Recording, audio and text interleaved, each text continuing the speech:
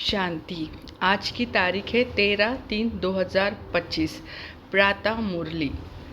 आज मुरली का सार है, मीठे बच्चे, पद का आधार है पढ़ाई। जो पुराने भक्त होंगे वह अच्छा पढ़ेंगे और पद भी अच्छा पाएंगे। तो बाबा क्या कहते हैं, पद का आधार है पढ़ाई। जो पुराने भक्त होंगे वह अच्छा पढ़ेंगे और पद भी अच्छा पाएंगे। पुराने भक्त यानी कौन? जो हम बाबा के कितने बाबा कहते हैं ना कि आप मेरे सबसे बड़े भक्त थे, आप लोगों ने बहुत भक्ति की हुई है, इसलिए तो बाप मिला है। तो वो अच्छा पढ़ेंगे और पद भी अच्छा पाएंगे। आज का प्रश्न है, तो देखिए, आज होली है तो बाबा क्या पूछ रहे, जो बाप की याद में रहते उनकी निशानी क्या होगी, है ना। तो जो बाबा की याद में निरंतर रहते हैं उन आत्माओं की निशानी क्या होगी। तो हम चेक कर सकते हैं कि उन निशानियों से हम अपने आप को भी चेक कर सकते हैं, दूसरों को भी चेक कर सकते हैं कि ये बाबा की याद में है या नहीं। भले बाबा तो कहते हैं हमें दूसरों को चेक नहीं करना है ना, हमें खुद को ही चेक करना है। तो हम अभी अपने आप को ही चेक करेंगे कि उन निशानियों से हम देखेंगे कि मैं आत्मा बाबा की याद में हूँ या नहीं। तो उत्तर है, याद में रहने वालों में अच्छे गुण होंगे, वह पवित्र होते जाएंगे, रॉयल्टी आती जाएगी, आपस में मीठा खीरखंड होकर रहेंगे, दूसरों को न देख स्वयं को देखेंगे, उनकी बुद्धि में रहता जो करेगा वह पाएगा। तो देखो, पूरे 6 पॉइंट बताए हैं बाबा ने। कौन से? कि जो याद में रहेंगे उनके अच्छे गुण होंगे, वह पवित्र होंगे, रॉयल्टी होंगी, वो आपस में लून पानी नहीं होंगे, खीरखंड होकर रहेंगे, यानी किसी के साथ झगड़ा नहीं करेंगे, है ना, उदास, नाराज, हताश वो कुछ नहीं होंगे। फिर 5वां है, दूसरों को नहीं स्वयं को देखेंगे। तो अभी वही कहा ना कि हमें दूसरों को नहीं देखना है, स्वयं को ही देखना है। और उनकी बुद्धि में रहता है जो करे, उनकी बुद्धि में रहता है जैसे जो करेगा वह पाएगा। ओम शांति। बच्चों को समझाया गया है कि यह भारत का जो आदि सनातन देवी देवता धर्म है उसका शास्त्र है गीता, है ना। तो सभी शास्त्रों का शिरोमणि कौन गाया हुआ है? श्रीमद् भगवद गीता, क्योंकि उसमें है भगवानोवाच। यह गीता किसने गाई यह कोई नहीं जानते, यह ज्ञान की बातें हैं। बाकी यह होली आदि कोई अपना त्यौहार है नहीं, यह सब है भक्ति मार्ग के त्यौहार है तो सिर्फ एक, त्रिमूर्ति शिव जयंती। तो बाबा श्रेष्ठ त्यौहार किसको कहते हैं? त्रिमूर्ति शिव जयंती को, क्योंकि उस दिन बाप का अवतरण है। बाप का जैसे हम जन्मदिन मनाते हैं और हमारा भी बाबा उसी दिन जन्म मनाते हैं। तो त्रिमूर्ति शिव जयंती, बस सिर्फ शिव जयंती कभी भी नहीं कहना चाहिए। त्रिमूर्ति अक्षर न डालने से मनुष्य समझेंगे नहीं। जैसे त्रिमूर्ति का चित्र है, नीचे लिखत हो कि देवी स्वराज आपका जन्म सिद्ध अधिकार है। शिव भगवान बाप भी है ना, ज़रूर आते हैं, आकर स्वर्ग का मालिक बनाते हैं। स्वर्ग के मालिक बने ही हैं राजयोग सीखने से। तो हम जो स्वर्ग के मालिक बनते हैं वो कैसे बनते हैं? राजयोग सीखने से। जो राजयोग सीखेगा वही स्वर्ग में आएगा। जो राजयोग सीखने के बाद क्या होता है? ब्राह्मण बनते हैं, और ब्राह्मण सो देवता। जो ब्राह्मण बनेगा वही देवता बनेगा। अंदर चित्रों में तो बहुत ज्ञान है, चित्र ऐसे बनाने हैं जो मनुष्य देखने से वंडर खाए। वह भी जिन्होंने बहुत भक्ति की होगी वही बहुत अच्छी रीति ज्ञान उठाएंगे, है ना। तो जिन्होंने अच्छी भक्ति की हुई है वही ज्ञान उठाएंगे, अच्छी रीति ज्ञान उठाएंगे। कम भक्ति करने वाले ज्ञान भी कम उठाएंगे तो पद भी कम पाएंगे। दास दासियों में भी नंबरवार होते हैं ना। सारा मदार है पढ़ाई पर, तुम्हारे में बहुत थोड़े हैं जो अच्छी रीति युक्ति से बात कर सकते हैं। अच्छे बच्चों की एक्टिविटी भी अच्छी होगी, गुण भी सुंदर होने चाहिए। जितना बाप की याद में रहेंगे तो पवित्र होते जाएंगे और रॉयल्टी भी आती जाएंगी। तो रॉयल्टी माना कि बाबा कहते हैं ना कि मेरे बच्चे कैसे, ना ज़्यादा गरीब ना ज़्यादा अमीर, एकदम बीच में, और बीच में भी कैसे एकदम रॉयल, कि हर चीज़ उनको समझनी चाहिए, है ना। कि कैसे उठना है, कैसे बैठना है, कैसे बोलना है, कहाँ कौन सी युक्ति लड़ानी है ना। तो ये रॉयल्टी होती है ना। एकदम बिल्कुल नीचे स्तर पे भी नहीं और ऊंचे स्तर पे नहीं, एकदम साधारण मीडियम बैलेंस्ड, है ना, वो है तो रॉयल्टी। कहाँ कहाँ तो शूद्रों की चलन बड़ी अच्छी होती है और यहाँ ब्राह्मण बच्चों की चलन ऐसी है, बात मत पूछो। इसलिए वे लोग भी कहते हैं क्या इनको ईश्वर पढ़ाते हैं। तो ये हमारी क्या हो जाती है, डिससर्विस हो जाती है ना। क्योंकि कभी कभी क्या होता है कि कहाँ कहाँ हम बहुत ज़्यादा करते हैं, कहाँ कहाँ हम जो करना नहीं चाहिए वो भी कर देते हैं। तो क्या होता है, फिर लोग हम पर उंगली उठाते, क्या ये भगवान के बच्चे हैं, ऐसे कर सकते हैं, तो वो डिससर्विस हो जाती है। तो हमें बिल्कुल इसका ख्याल रखना चाहिए कि हमसे कभी डिससर्विस ना हो, है ना। हमारे बाबा का नाम बदनाम ना हो, हमारे यज्ञ का नाम बदनाम ना हो। हमें ऐसा कोई भी काम नहीं करना चाहिए, क्योंकि हम कौन है, चलते फिरते म्यूज़ियम। बाबा ने हमें म्यूज़ियम भी कहा है ना। तो हम मतलब बाबा कहते हैं ना, सन शोज फादर। तो क्या होता है, हमारे से बाबा की प्रत्यक्षता होती है। तो हम कैसे होने चाहिए, तो ये सदैव याद रखना चाहिए कि मैं आत्मा चलता फिरता यज्ञ हूँ। अगर हम इस स्मृति में रहेंगे ना, तो हमसे कभी कुछ विकर्म हो ही नहीं सकते, क्योंकि पता होता है कि मैं यज्ञ हूँ। तो मैं बुरा करूँगा तो यज्ञ भी बुरा कराए, मतलब मेरे से सब प्रत्यक्ष हो रहा है, तो मैं यज्ञ हूँ। ये बहुत बड़े स्वमान में हमें ये स्मृति में रहना चाहिए। तो देखो, हम हर कदम फूक फूक के डालेंगे। फिर ऐसे जब हम इस स्मृति में रहेंगे ना कि मैं यज्ञ हूँ। तो आगे बाबा कहते हैं, तो बच्चों की ऐसी चलन नहीं होनी चाहिए। बहुत मीठा खीरखंड होना चाहिए। जो करेंगे सो पाएंगे, नहीं करेंगे तो नहीं पाएंगे। बाप तो अच्छी रीति समझाते रहते हैं। पहले पहले तो बेहद के बाप का परिचय देते रहो। त्रिमूर्ति का चित्र तो बड़ा अच्छा है। स्वर्ग और नर्क भी दोनों तरफ है। गोले में भी क्लियर है। कोई भी धर्म वाले को इस गोले पर व झाड़ पर तुम समझा सकते हो। इस हिसाब से तुम स्वर्ग नई दुनिया में तो आ नहीं सकेंगे। जो सबसे उच्च धर्म था, सबसे साहूकार थे, वही सबसे गरीब बने हैं। जो सबसे पहले पहले थे, संख्या भी उनकी जास्ती होनी चाहिए। परंतु हिंदू लोग बहुत और धर्मों में कन्वर्ट हो गए हैं। अपने धर्म को न जानने कारण और धर्मों में चले गए हैं, या तो हिंदू धर्म कह देते हैं, अपने धर्म को भी समझते नहीं हैं। ईश्वर को पुकारते बहुत है, शांति देवा, परंतु शांति का अर्थ समझते नहीं हैं। एक दो को शांति की प्राइज देते रहते हैं। यहाँ तुम विश्व में शांति स्थापन करने के निमित्त बने हुए बच्चों को बाप विश्व की राजाई प्राइज में देते हैं। यह इनाम भी नंबरवार पुरुषार्थ अनुसार मिलता है। देने वाला है भगवान। बाप इनाम कितना बड़ा है। सूर्यवंशी विश्व की राजाई। अभी तुम बच्चों की बुद्धि में सारे वर्ल्ड की हिस्ट्री, ज्योग्राफी, वर्ण आदि सब है। विश्व की राजाई लेनी है तो कुछ मेहनत भी करनी है। पॉइंट तो बहुत सहज है। टीचर जो काम देते हैं वह करके दिखाना चाहिए, तो बाबा देखे कि किसमें पूरा ज्ञान है। कई बच्चे तो मुरली पर भी ध्यान नहीं देते हैं, रेगुलर मुरली पढ़ते नहीं। तो देखो, बाबा अटेंशन दे रहे कि कई बच्चे होंगे जो मुरली नहीं पढ़ते, तो बाबा उन बच्चों को बोल रहे कि रेगुलर मुरली पढ़ते नहीं। जो मुरली नहीं पढ़ते वह क्या किसका कल्याण करते होंगे। तो देखो कितना एकदम ज़बरदस्त महावाक्य है। बाबा क्या कहते, जो मुरली नहीं पढ़ते वह क्या किसका कल्याण करते होंगे। बहुत बच्चे हैं जो कुछ भी कल्याण नहीं करते, तो अपना न औरों का करते हैं, इसलिए घोड़े सवार प्यादे कहा जाता है। बाबा क्यों कहते हैं कि मेरा हर बच्चा नंबरवार है, क्योंकि धारणा है ना, कौन क्या धारणा करता है, कौन क्या। कोई एक मुरली 5-7 बार पढ़ेगा तो कोई मुरली ही नहीं पढ़ेगा, तो फिर क्या पद पाएंगे, है ना। तो इसलिए बाबा कहते सारे नंबरवार है। फिर बाबा भी साक्षी हो जाते हैं। कोई थोड़े महारथी है, खुद भी समझ सकते हैं कौन कौन महारथी है। कहते हैं बाबा गुलजार को, कुमारका को, मनहर को भेजो। तो बाबा इन लोगों को क्या कहते हैं, हमारी दादियाँ तो सच में ना एकदम बाप समान महारथी ही है ना। तो उनका बाबा एग्जाम्पल दे रहे, उनको आज याद कर रहे, क्योंकि खुद घोड़े सवार है, वह महारथी है। बाप तो सब बच्चों की अच्छी रीति जान सकते हैं। कोई पर ग्रहचारी भी बैठती है ना। कभी कभी अच्छे बच्चे को भी माया का तूफान आने से बेताले बन जाते हैं, है ना। बाबा क्या कहते हैं, अच्छे बच्चों को भी माया का तूफान आने से बेताले बन जाते हैं। ज्ञान तरफ अटेंशन ही नहीं जाता है। बाबा को हर एक की सर्विस से मालूम तो पड़ता है ना। सर्विस करने वाले अपना पूरा समाचार बाबा को देते रहेंगे। तुम बच्चे जानते हो गीता का भगवान हमको विश्व का मालिक बना रहे हैं।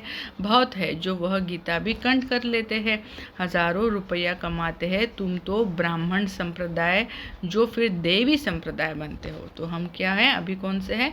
हम अभी फिलहाल ब्राह्मण संप्रदाय के हैं। फिर कौन बनते हैं? देवी संप्रदाय। ईश्वर की औलाद भी सभी अपने को कहते हैं, फिर कह देते हैं हम सब ईश्वर है। जिसको जो आता है वह बोलते रहते हैं।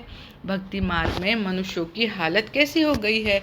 यह दुनिया ही आयरन एजेड पतीत है। इस चित्र से बहुत अच्छी रीति समझा सकेंगे। साथ में दैवी गुण भी चाहिए, अंदर बाहर सच्चाई चाहिए। आत्मा ही झूठी बनी है, उनको फिर सच्चा बाप सच्चा बनाते हैं। बाप ही आकर स्वर्ग का मालिक बनाते हैं, दैवी गुण धारण कराते हैं। तुम बच्चे जानते हो हम ऐसे लक्ष्मी नारायण गुणवान बन रहे हैं। अपनी जांच करते रहो, हमारे में कोई आसुरी गुण तो नहीं है। चलते चलते माया का थप्पड़ ऐसा लगता है जो ढेर हो गिर पड़ते हैं। तुम्हारे लिए यह ज्ञान और विज्ञान ही होली धुरिया है। तो बाबा ने हमें सच्ची होली क्या बताया है? ज्ञान और ये विज्ञान ही होली धुरिया है। वे लोग भी होली और धुरिया मनाते हैं, लेकिन उसका अर्थ क्या है यह भी कोई नहीं जानते। वास्तव में यह ज्ञान और विज्ञान है जिससे तुम अपने को बहुत उच्च बताते हो। वह तो क्या क्या करते हैं, धूल डालते हैं, क्योंकि यह रौरव नर्क नई दुनिया की स्थापना और पुरानी दुनिया के विनाश का कर्तव्य चल रहा है। तुम ईश्वरीय संतान को भी माया एकदम घुसा ऐसा लगा देती है जो जोर से दुबन में गिर पड़ते हैं। फिर उससे निकलना बड़ा मुश्किल होता है। इसमें फिर आशीर्वाद आदि की कोई बात नहीं रहती। फिर इस तरफ मुश्किल चढ़ सकते हैं, इसलिए बड़ी खबरदारी चाहिए। माया के वार से बचने के लिए कभी देह अभिमान में मत फंसो।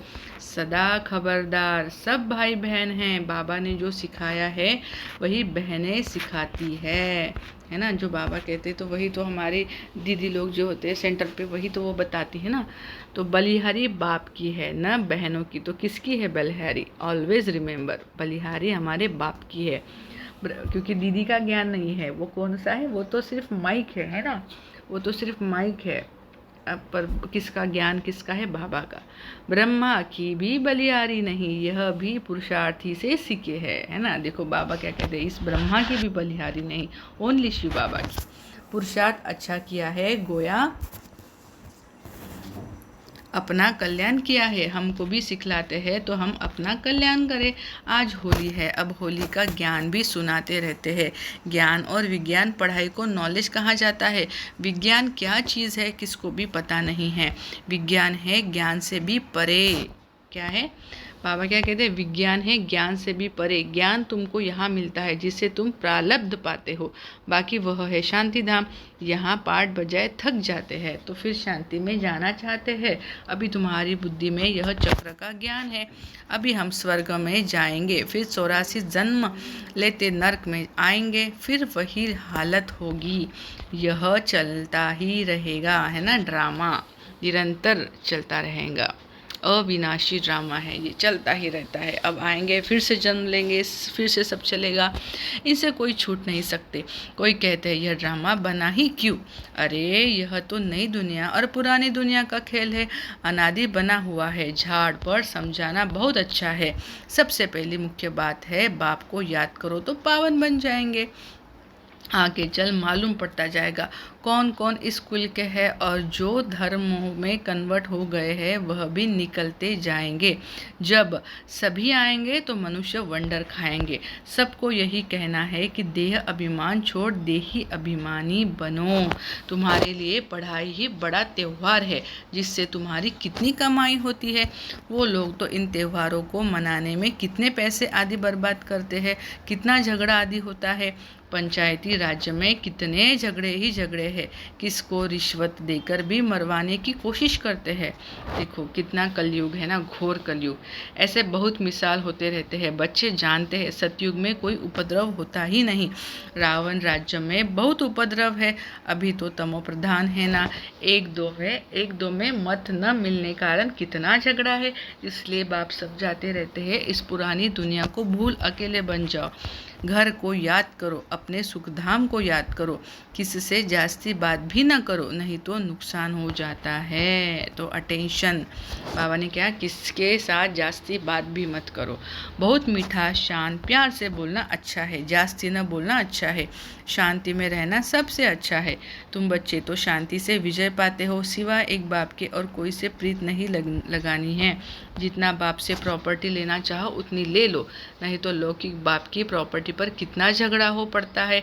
इसमें कोई खिटखिट नहीं, जितना चाहे उतना अपनी पढ़ाई से ले सकते हो। अच्छा, मीठे मीठे सिकलदे बच्चों प्रति माता पिता बाप दादा का याद प्यार और गुड मॉर्निंग। रूहानी बाप की रूहानी बच्चों को नमस्ते। हम रूहानी बच्चों की रूहानी माता पिता और बाप दादा को याद प्यार, गुड मॉर्निंग, नमस्ते नमस्ते, शुक्रिया बाबा शुक्रिया। धारणा के लिए मुख्य सार है, पहला, सच्चा बाप सच्चा बनाने आए हैं, इसलिए सच्चाई से चलना है, अपनी जांच करनी है। क्या जांच करनी है? हमारे में कोई आसुरी गुण तो नहीं है, हम जास्ती बात तो नहीं करते हैं, बहुत मीठा बन शांति और प्यार से बात करनी है। तो हमारे में कोई आसुरी गुण नहीं है और हम जास्ती बात तो नहीं करते, तो ये दोनों बातें हमें चेक करनी है। दूसरा है, मुरली पर पूरा ध्यान देना है, रोज़ मुरली पढ़नी है, अपना और औरों का कल्याण करना है, टीचर जो काम देते हैं वह करके दिखाना है। आज का वरदान है, होली शब्द के अर्थ को जीवन में लाकर, होली शब्द के अर्थ को जीवन में लाकर पुरुषार्थ की स्पीड को तेज करने वाले तीव्र पुरुषार्थी भव। तो किसकी हमें स्पीड तेज करनी है? पुरुषार्थ की। तो विस्तार है, होली अर्थात जो बात हो गई, होली माना बीत गई, होली हो गई है ना। बाबा होली दो अर्थ से बताते, होली माना जो हो गया, होली, और एक होली होता है HOLY, जो इंग्लिश वाला होता है वो पवित्रता, प्यूरिटी, होली। जो बात हो गई बीत गई उसको बिल्कुल ख़त्म कर देना, बीती को बीती कर आगे बढ़ना, यही है होली मनाना। बीती हुई बात ऐसे महसूस हो जैसे बहुत पुरानी कोई जन्म की बात है। जब ऐसी स्थिति हो जाती है तो पुरुषार्थ की स्पीड तेज़ हो जाती है ना। जब हम कोई विकर्म होता है या कुछ गलतियाँ होती है अपने से, तो वो बात अगर हम भूल जाते हैं, उसी में नहीं फंसते हैं, फुल स्टॉप लगा देते हैं, होली वो बहुत दिनों पहले हो चुका था, इस स्मृति में रहते हैं, तो हम अपने पुरुषार्थ पे पूरा ध्यान देकर अपने पुरुषार्थ को आगे बढ़ा सकते हैं। अदरवाइज़ अगर हम उसी बात में अगर फंसे रहे, बार बार उसी का संकल्प आता रहे, उसी बात का चिंतन अगर हमारा चले, तो आज के दिन पर हम कभी भी ध्यान नहीं दे सकते। ओनली कभी भी हम पास्ट में रहेंगे, ना कि प्रेजेंट में। तो बाबा कहते कि जो भी कुछ हुआ उसको होली कर दो और आज से नया पुरुषार्थ स्टार्ट कर उसको तेजी से चालू करो, है ना। बीती हुई बातों को बिंदी लगा दो, फुल स्टॉप लगा दो। तो अपनी या दूसरों की बीती हुई बातों को कभी चिंतन में नहीं लाना, चित्त पर नहीं रखना और वर्णन तो कभी नहीं करना, तभी तीव्र पुरुषार्थी बन सकेंगे। तो बाबा ने आज तीव्र पुरुषार्थी की हमें डेफिनेशन बताई कि कैसे बन सकते हैं। आज का स्लोगन है, स्नेह ही सहज याद का साधन है, इसलिए सदा स्नेही रहना और स्नेही बनना। तो हमारे स्नेह के सागर बाबा के, हम मास्टर स्नेह के सागर बच्चे हैं ना, तो बाबा कहते हैं सहज साधन है, स्नेह का सहज साधन याद है, इसलिए सदा स्नेही रहना और स्नेही बनाना। आज मम्मा के महावाक्य है, मातेश्वरी जी के अनमोल महावाक्य, गुप्त बांधेली गोपिकाओं का गायन है। तो जो बांधी लिया है गुप्त है, तो मम्मा क्या कहती है, उनका ही गायन है। तो गीत बजाए बिन देखे प्यार करूँ, घर बैठे याद करूँ, है ना। बांधी लिया क्या होती है? जिन्होंने तो मधुबन नहीं देखा, सेंटर नहीं देखा, जो घर पे बैठ के ही बाबा मिलन करती है, बाबा को याद करती है ना, तो वो क्या है, बाबा को न देखे हुए, है ना, फिर भी बाबा को कितना तन मन धन से याद करती है, पूरा ध्यान उसका वही रहता है। तो जो बांधी लिया होती है, इसलिए बाबा को बांधी लिया बहुत पसंद है, क्योंकि वो उन पे जितना जितना अत्याचार होता है वो उतना उतना बाप को याद करती है, सदैव बाबा की याद में रहती है और हर बार तरसती रहती है कि बाबा एक बार तो मधुबन में लेके जाओ।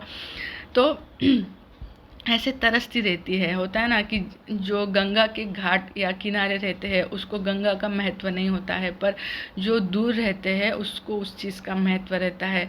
तो जो तड़प होती है ना बांधेलियों की, जाना सेंटर जाना, मधुबन जाना, वो ऐसी तड़प किसी में नहीं होती है। और बाबा वो तड़प देखते हैं उन बांधेलियों की, और बाबा को बहुत रहम भी आता है और प्यार भी आता है ऐसी आत्माओं के ऊपर। अब यह गीत कोई बांधेली मस्त गोपी का गाया हुआ है। यह है कल्प कल्प वाला विचित्र खेल। बिन देखे प्यार करते हैं दुनिया बिचारी क्या जाने, कल पहले वाला पाठ हूबहू रिपीट हो रहा है। भल उस गोपी ने घर बार नहीं छोड़ा है, परंतु याद में कर्म बंधन चुकतू कर रही है। तो यह कितना खुशी में झूम झूम कर मस्ती में गा रही है। तो वास्तव में घर छोड़ने की बात नहीं है, घर बैठे बिन देखे उस सुख में रह सर्विस करनी है। कौन सी सेवा करनी है? पवित्र बन पवित्र बनाने की। तुमको तीसरा नेत्र अब मिला है, आदि से लेकर अंत तक बीज और झाड़ का राज तुम्हारी नज़रों में है। तो बलिहारी इस जीवन की है, इस नॉलेज द्वारा 21 जन्मों के लिए सौभाग्य बना रहे हैं। इसमें अगर कुछ भी लोकलाज विकारी कुल की मर्यादा है तो वह सर्विस नहीं कर सकेंगे। यह है अपनी कमी। बहुतों को विचार आता है कि यह ब्रह्म कुमारियाँ घर फिटाने आई है, परंतु इसमें घर फिटाने की बात नहीं है। घर बैठे पवित्र रहना है और सर्विस करनी है, इसमें कोई कठिनाई नहीं है। पवित्र बनेंगे तब पवित्र दुनिया में चलने के अधिकारी बनेंगे। बाकी जो नहीं चलने वाले हैं वह तो कल्प पहले वाली शत्रुता का पाठ बजाएंगे, इसमें कोई का दोष नहीं है। जैसे हम परमात्मा के कार्य को जानते हैं, वैसे ड्रामा के अंदर हर एक के पाठ को जान चुके हैं, तो इसमें घृणा नहीं आ सकती। ऐसी तीव्र पुरुषार्थी गोपियाँ रेस कर विजय माला में भी आ सकती है। तो बाबा ने आज मम्मा ने आज क्या कहा है कि वो जो गोपिका है, वो जो बांधेलिया है, वो भी विजय माला में आ सकती है। अच्छा, ओम शांति। शुक्रिया मम्मा, शुक्रिया। आज का व्यक्त इशारा है, जो भी ज्ञान की गुह्य बातें हैं उसको स्पष्ट करने की विधि आपके पास बहुत अच्छी है और स्पष्टीकरण है। एक एक पॉइंट को लॉजिकल स्पष्ट कर सकते हो, अपनी अथॉरिटी वाले हो। कोई मनोमय व कल्पना की बातें तो है नहीं, यथार्थ है, अनुभव है। अनुभव की अथॉरिटी, नॉलेज की अथॉरिटी, सत्यता की अथॉरिटी। कितनी अथॉरिटीज़ है? तो अथॉरिटी और स्नेह दोनों को साथ साथ कार्य में लगाओ। अच्छा, ओम शांति।